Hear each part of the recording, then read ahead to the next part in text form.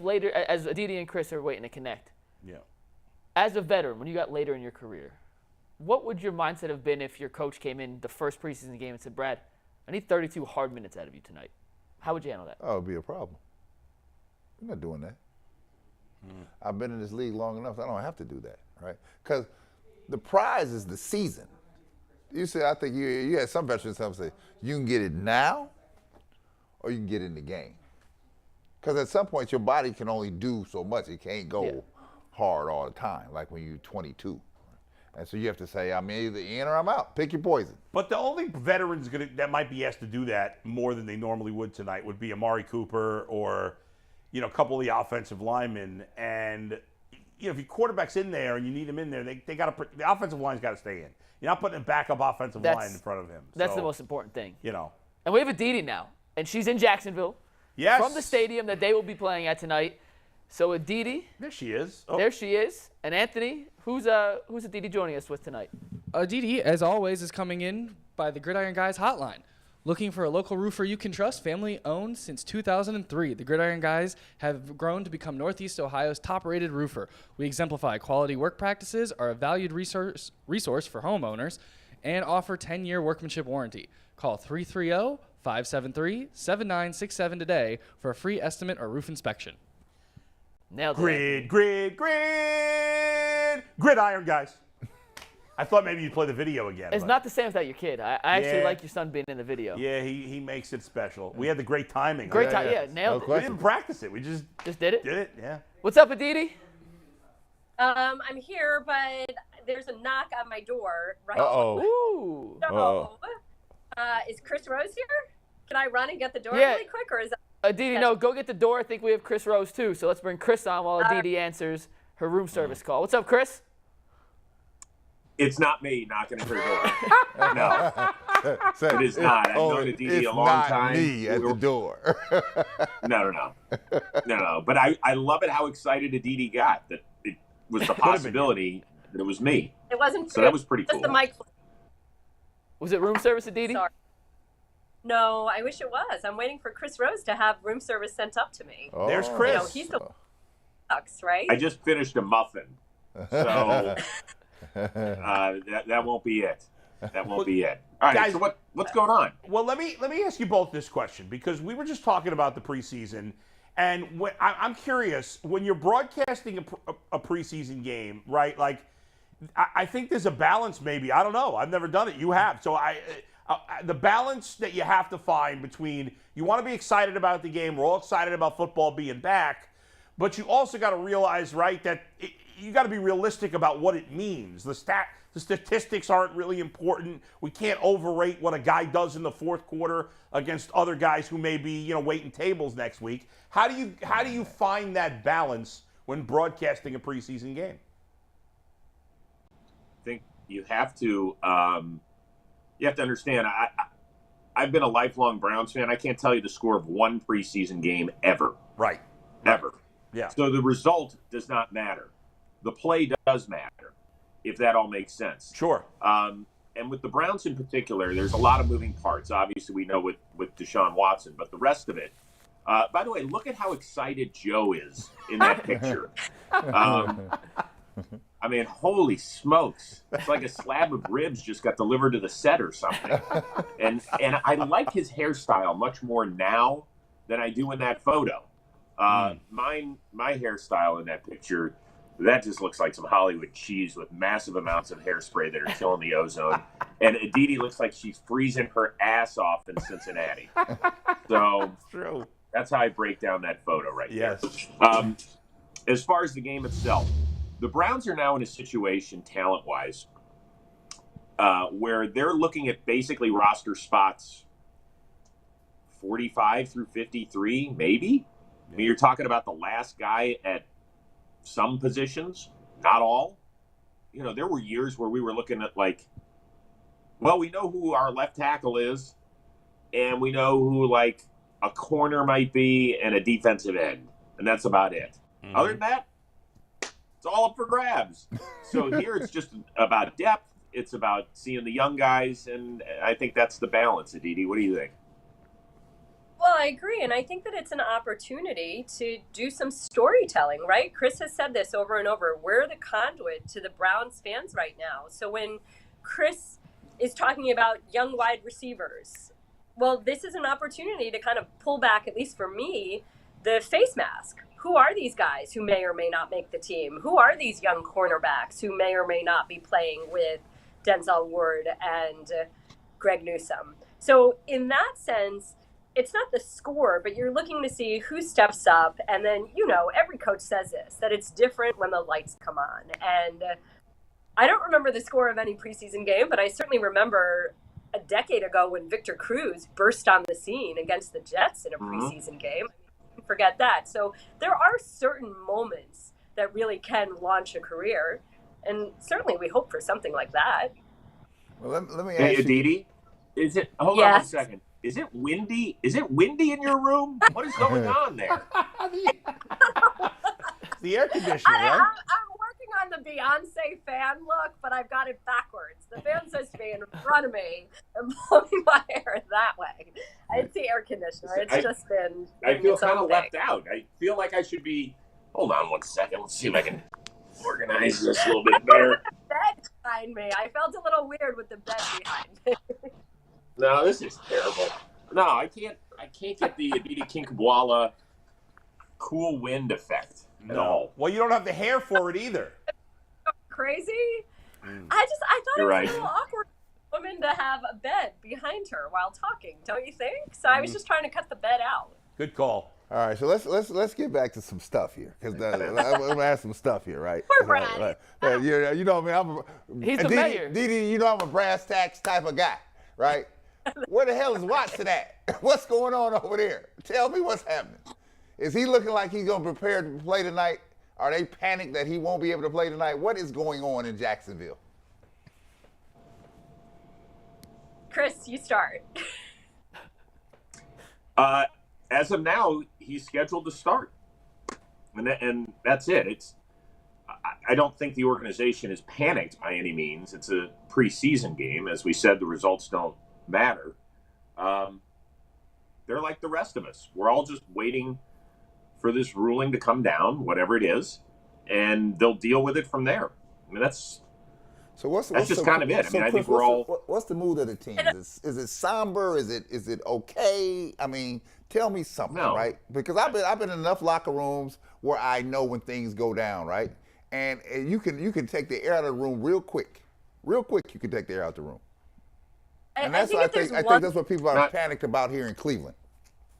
No, but if there's one thing we can say about this team, Brad, it's that Kevin Stefanski has been preaching, control what you can control what you can control. And if there's one thing we know about Kevin Stefanski and Andrew Berry, they're both incredibly level personalities. And so this team has really, remarkably, in my mind, embodied that attitude. And even the day, I was there on the practice field, the day that Deshaun Watson was told about the 6-game suspension, the initial ruling, and then was told initially about the NFL appealing that ruling. And again, I mean, it's control what you can control. It's what Joel Bitonio said. So I think that this is a team that's already had to ride kind of this roller coaster for a little bit, and today is no different.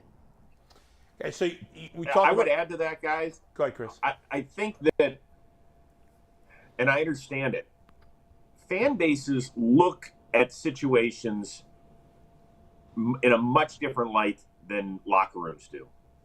They just do. I think that what bothers us as fans and what gets us, all bothered doesn't have as much of an impact on locker rooms. It just doesn't. I mean, they deal with a next up mentality all the time, particularly in this sport. They have to, or you can't survive. Because if not, if you end up losing a guy in game 1, are you just going to stop playing? I mean, you can't. So they have. I mean, as tough as it's been, where they don't know exactly who's going to be under center when, they just have to deal with it. So I think it's a great life lesson when you can't control things. Right. We all know that the starters in the first preseason game either play very little or not at all. Obviously, we all know this is a unique situation where Deshaun Watson hasn't been on the field in over a year.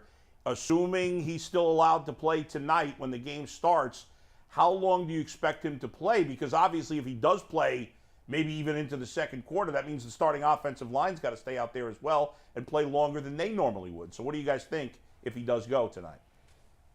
Well, this is where Aditi's going to hop in because she gets to interview Kevin Stefanski live right before kick. Yeah. And she is going to ask what the quarterback plan is. Aditi, this is all on you. Well, we'll have to wait until we hear what Kevin Stefanski says, right? But I think a lot of this is contingent upon what we see. I mean, let's say Deshaun Watson goes out there and it's a 3-and-out. Maybe you'll see a second series. Let's say Deshaun Watson goes out there and engineers a wonderful drive. Maybe that's enough. I don't think that we're seeing him, as you said, Adam, into the second quarter. I don't think you're seeing any of the ones into the second quarter. But again, at this point, that's just speculation. Let's wait until we actually talk to Kevin. And as you said, there is still a level of uncertainty because Peter Harvey, who is Commissioner Goodell's designee, could indeed come down with some sort of ruling or decision today that could impact all of this. Yep. Just like Deshaun Watson and his receivers have to develop chemistry, just like the entire Browns organization have to develop chemistry. Aditi and Chris, how does a radio team develop chemistry when you guys are coming from 3 different parts of the country? Well, TBT. That's TBT. assuming that we have like Chris. I would say this. The nice thing is that we've all worked together. So we're not like shaking hands and being like, hi, where are you from? I mean, I've known Aditi for a decade at least.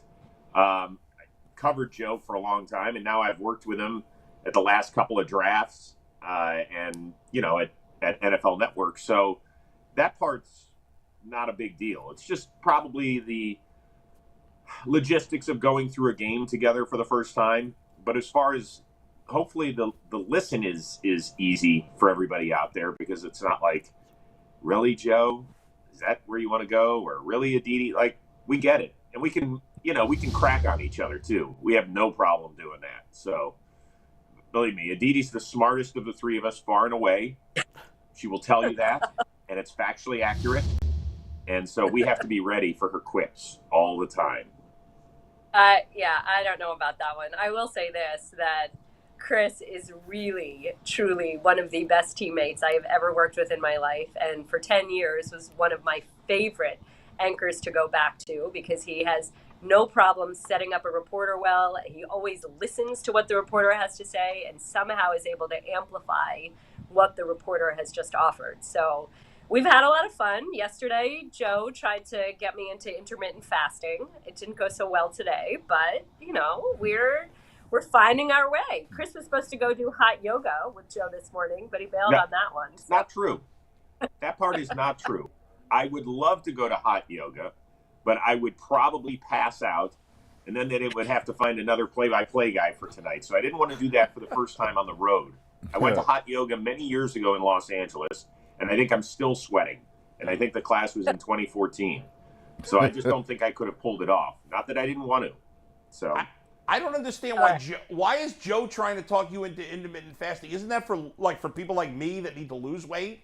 I don't understand. What is he doing? No, it's healthy. It's healthy? A little work needs to be done before the season starts, let me tell you. I'm not quite at my fighting weight, at my playing weight. I mean, Joe's out of control. I mean, first he's a great football player. Now he gets skinny as hell. I mean, it's enough with him already. Hey, he needs to get fat again. It's inappropriate. Yeah, but he's just average looking. He's just average looking, so he doesn't have everything going. Fair, that's true. It's not like Jimmy. It's not like Jimmy Garoppolo, who's like the best looking guy on the face of the earth. It's ridiculous.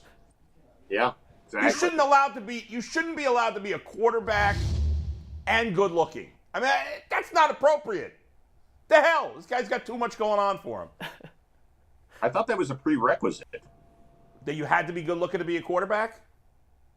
Yeah, for the most part. They let a few guys slide past. Have you seen Peyton Manning? For crying out loud.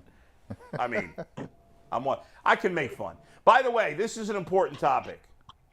I believe that only fat people are allowed to be called jolly. Do you agree or disagree?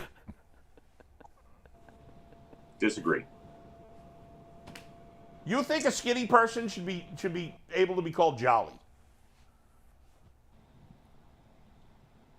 I'm going to agree with that one. I think a skinny person can be called jolly.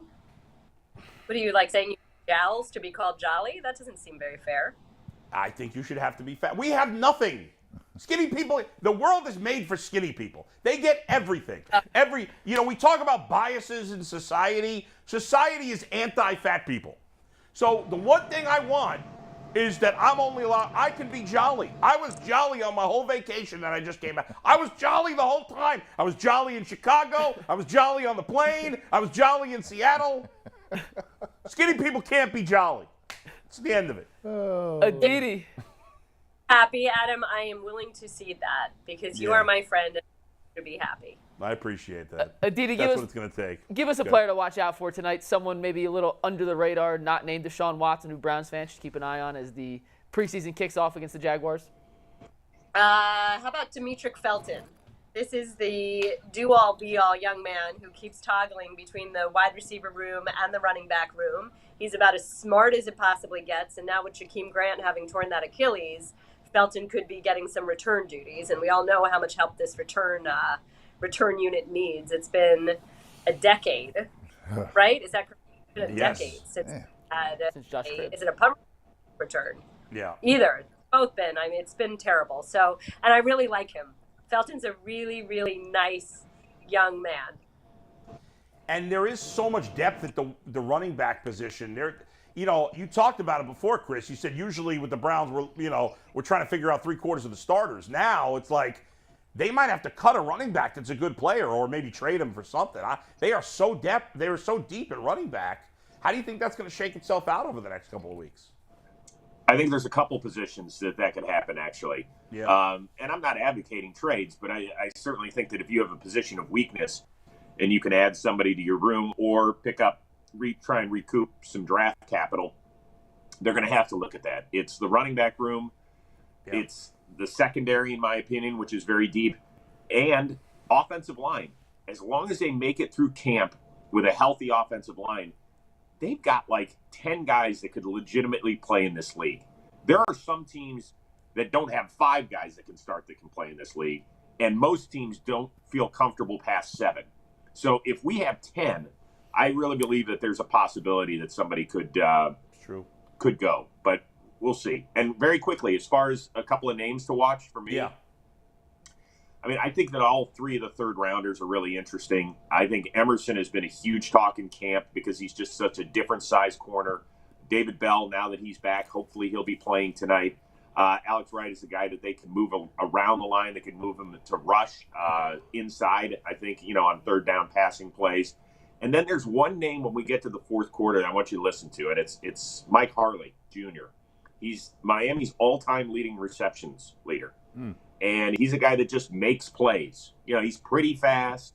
He's quicker than he's fast. We hear all that stuff. But he's just been killing it in camp. And with the injury situation at wide receiver right now, I think he's going to have a legitimate shot to open some eyes tonight. What's it like being around Perion Winfrey throughout camp? We've heard all these stories about him being a quote-unquote dog and embracing this whole Browns mentality and buying into what Cleveland really represents. So what's it been like interacting with him throughout camp?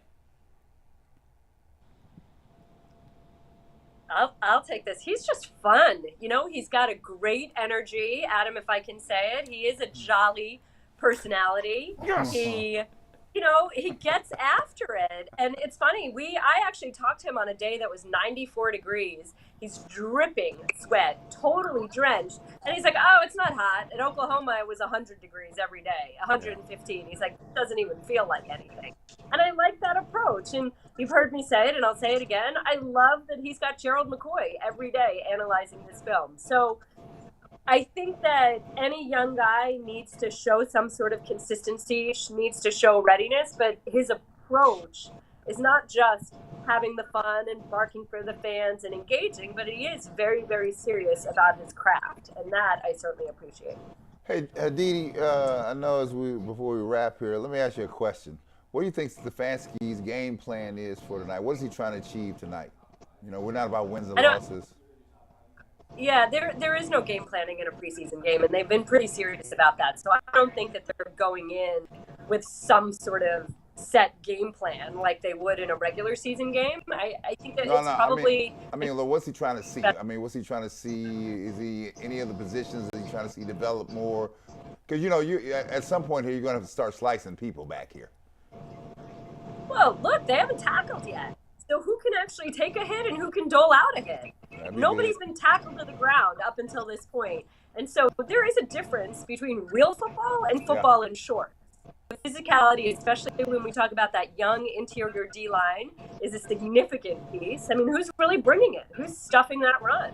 That's something. We talk about the corners and the bright lights, and I think there's all of that. Even getting in and out of a huddle. That whole process. Okay. This is an opportunity to see how that all plays out, and I think that's almost more important than anything else. Last one for you guys before we wrap. We know you're on the call. We'll all be watching start to finish.